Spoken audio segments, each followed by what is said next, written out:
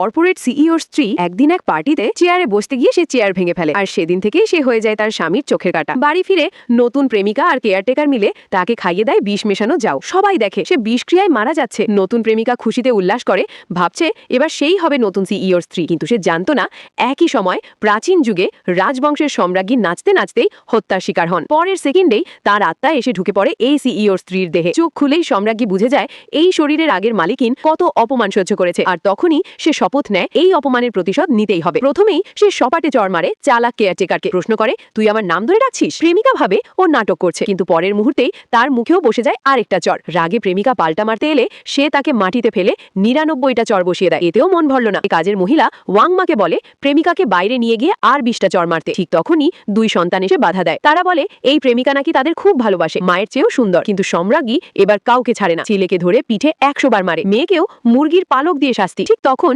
CEO এসে হাজির। সবাই মিলে মিথ্যে অভিযোগ তোলে, মা নাকি সবাইকে মেরে ফেলতে চায়। সিইও বিশ্বাস করে না। তাকে কথা শুনতে যাবে, তখনই আরেক চড় তার গালে। সবাই হতবাক। সিইও রাগে তাকে পাঠিয়ে দেয় গ্রামের পুরনো বাড়িতে বন্দি করে। কিন্তু সেখানেও প্রেমিকা আর কেয়ারটেকার তাকে পচা খাবার খাওয়াতে চায়। ভুল তারা করেছিল। সম্রাজ্ঞী একাই কেয়ারটেকারকে চড় মেরে ফেলে দেয়। গলা চেপে ধরে বলে, রাজ দরবারে হলে তোকে কবেই মেরে ফেলতাম। দাসীকে দিয়ে আঙ্গুল চেপে শাস্তি দেওয়া হয় তাদের। ছুরি দেখিয়ে ভয় দেখায় রান্নার লোককেও। সবাই ভয়ে কাঁপতে থাকে। এরপর সে বলে, আমি শাস্তি জানি, পুরস্কারও জানি। তারপর সবাইকে দেয় সোনার বাদাম, আর তাতেই সবাই তার অনুগত হয়ে যায়। ১ মাসে গ্রামের সেই পুরনো বাড়ি তার রাজপ্রাসাদে পরিণত হয়। ঠিক তখনই দেশে ফেরেন সিইওর বাবা। সবাই মিলে আবারও মিথ্যে বদনাম করে তাকে। সে নাকি মোটা, নিষ্ঠুর, খারাপ মা। কিন্তু সে বিশ্বাস করতে পারছে না। তার বিশ্বাসের জন্য ঠিক তখন প্রেমিকা বলে সে নাকি তাকে বিশেষ নাচ উপহার দেবে। কিন্তু নাচ শুরু হতেই বৃদ্ধের চোখ ছানা বড়া, কারণ এই নাচ শুধু একজনেই জানে, দাঝৌ রাজবংশের সম্রাজ্ঞী। তখনই এক মেয়ে বলে, কোথায় শিখলে এই নাচ? বাচ্চা বলে, মোটা মায়ের কাছ থেকে। পরের পর্বে আসল সত্য ফাঁস হবে।